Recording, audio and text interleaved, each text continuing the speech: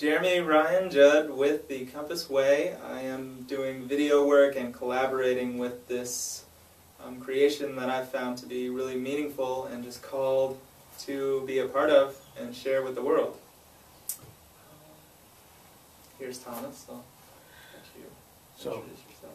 I am Thomas C. Chavez. That's terrible. Let's start over. Gosh. I really hope the sun's not washing this out now. No. Alright. I wanted to say Jeremy Ryan Judd because it's a stage name, but it doesn't work. Okay. Well, think of it this way.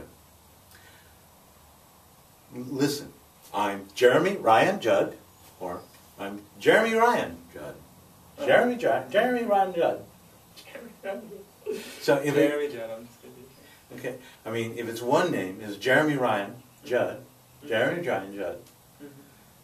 That sounds better than Jeremy Ryan Judd. Yeah. Jeremy Judd is easier to be natural about. Yeah. Just, okay. We've really spoken about this name. Okay.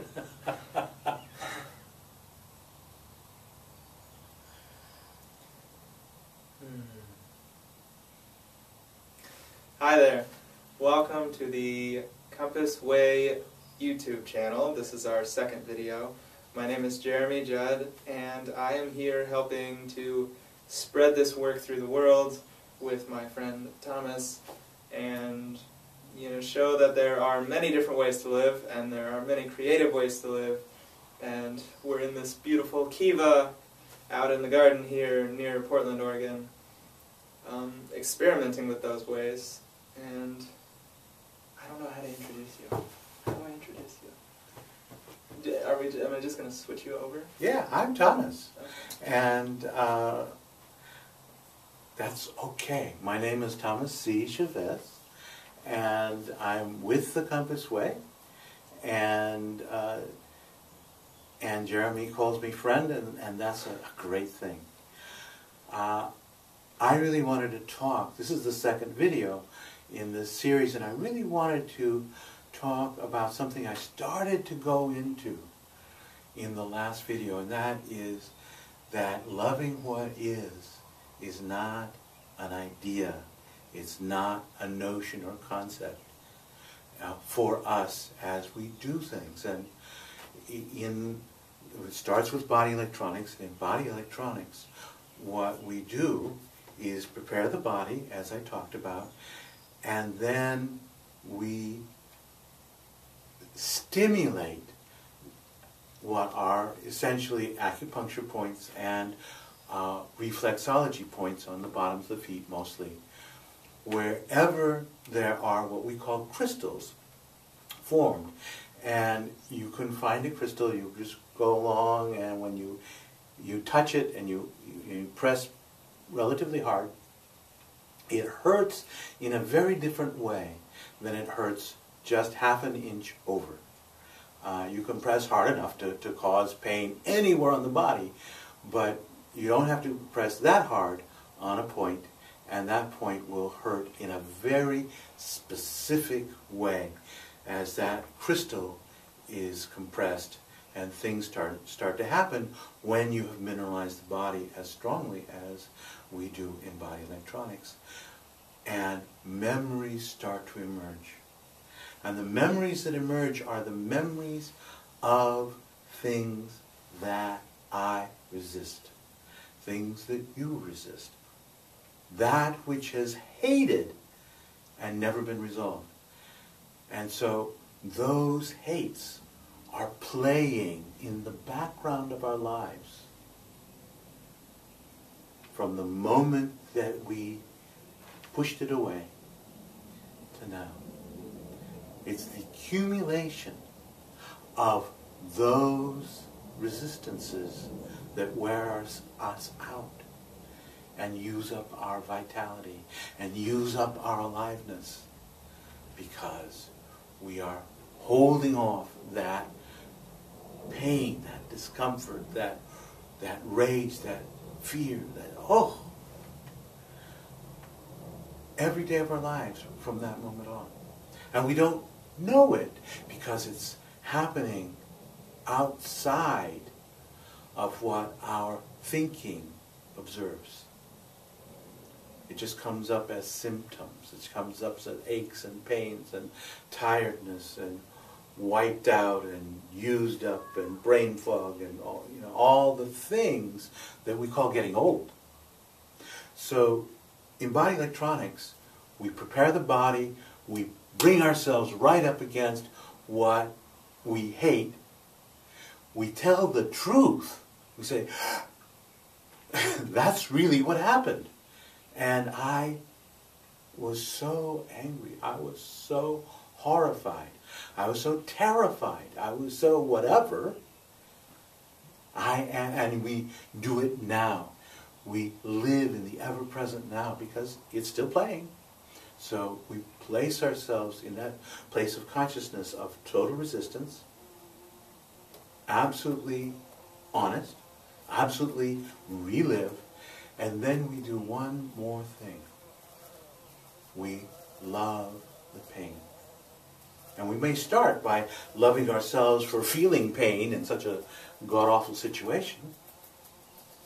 But piece by piece, much as we can, we love ourselves, we love the experience, we love the physical sensation. Eventually we attempt to love a perpetrator if there is one. So we love the source of damage. And when we do, the more perfectly we do this, the more the damage that came out of holding it off disappears. Yes, I can definitely vouch for that. I remember over a year ago, walking down the streets of Portland near my beautiful house in Southeast. I had, this house and this fine job cooking in a very beautiful restaurant, and a relationship that was fully functional as anyone could see, but I always strive for the most delicious life. I always know there could be more, and my heart felt that there could be more. And I remember walking down the street after having a small argument in this relationship and, being weighed down by 12-hour restaurant shifts, non-stop work. My heart's saying, Jeremy, there's more to life. And I catch myself walking down the street, like my shoulders are almost up to my ears, my mind is running circles, and I'm looking down at the ground, and I just feel my body like this. And, in that moment I said, I got to figure out, what is this? Why? What are these anxieties? And all I see it is physical symptoms, and I don't feel well, and I'm tired, and I don't feel like I am able to express into the world and be open to it all. And that's when this work started, showing up in my life. And I chose to take this step, which is definitely, I can say, the most powerful step ever taken in my life to grow and open up to a whole new world. So and being honest was huge. I said I wanted to be honest with myself. I want to be vulnerable, and I'm going to do whatever it takes. So I'll give it back over to Thomas. But that was just my craving. And he did it. Jeremy has been an absolute hero of not being a hero in the old-fashioned way of stuffing it and marching forward, but be present and alive to the horror that shows up in his memory. But there's some extraordinary stuff that comes out of that body electronics practice, and as we understand that stuff, and we understand the spiritual yearning and the practices, and we see how those things come together, how all of it is human, that's where the Compass Way grows out of that. And there's several other really important threads that come together, about the body and about memory and about where our ego structures come from, where the personality structure grows from in babyhood. I remember having read many, many years ago a book called Life Against Death by Norman O. Brown, which at that time I found just challenging and absorbing and a deep, deep exploration of what is going on in the deep parts of the psychology below our ability to name things for ourselves, below language. And there is, he is describing this movement of life holding off a sense of impending death, and that death is real and all around us, and our psychology is growing out of that. And I remember trying to talk about that to a woman I was working with, and she had just had a baby, 6 months before, and she just denied, I have this baby and she knows nothing about that. And okay, stop. And I stopped talking about it with her and went on to explore other things. But now I'm so intensely aware that it was a misunderstanding due to language. Yes, a 6-month-old, a baby, a toddler knows nothing about death intellectually. That's not a thought. The word does not have content that connects. It's really very, very difficult. But baby, even before that, is in a body, and the body is made up of cells, and the cells know, not as knowledge, but as the pulse of their being. They know the dissolution of a cell, the bursting of the cell wall, and that separation that makes me be gone, over. And that is what is deep in us. We have 50 trillion cells, and every one of them is contributing to aliveness of the whole. And they're contributing to that aliveness in contradistinction to dissolution, being nothing, being gone, being no more at all. And that has a moment in our experience when we are babies. Because when we are babies, when we are inside the womb, we are taken care of perfectly. And in the ideal birth, in the ideal carrying, and there are terrible situations where baby doesn't get that in the womb. Mom's being screamed at and yelled at, or she falls downstairs, she takes drugs, she's whatever. But we're not going to go into that. We're just going to. This is the pattern that we set up to be born with. Is that baby is the perfect temperature, is floating, doesn't even experience gravity, and nothing hurts, and everything, they are fed perfectly, and everything is just right, and there's no thinking, there's no intention, there's nothing to do. It is nirvana. And then we go through this holocaust of birth where we're squashed, and it's so intense. We'll never have that amount of nerve signal again. Note I don't call it pain, but nerve signal again without dying. If an adult body were subjected to physical forces that cause that much nerve signal going to the brain, that amount of force would kill that person.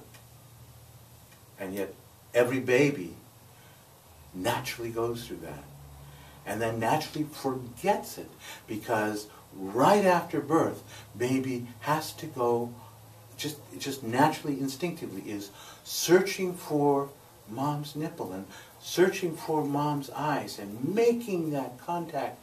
And if baby is, protesting that trauma, baby can't do that. So our very first human skill is suppression of memory. First human skill. Into the background. Then ready for the next thing, and that's making bonding and being kept alive. What follows is baby is kept alive, is warm, and things go on, and we're still presuming parents who are doing the very, very best in an ideal situation. There comes a place as baby starts to roll over and get baby's head up, and you get baby's foot in the mouth and do all the things that is moving, is I'm getting control of myself, my body.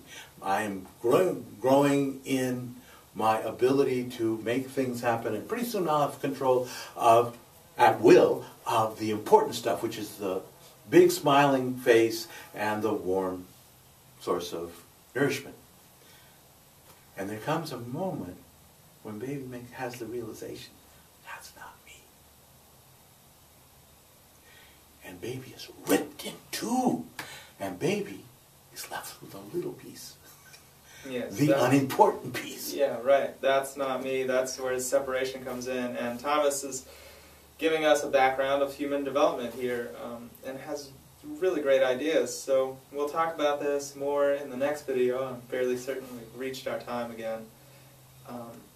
And what we're doing in this series is hopefully downloading to you all of the development of this work, and it will culminate in an experience where you will be able to apply it for yourself and understand why it might be a step you would like to take, something that can function in your world, and hopefully I show a place and a person where it did function really well. So we'll see you in the next video. Thank you. Thank you.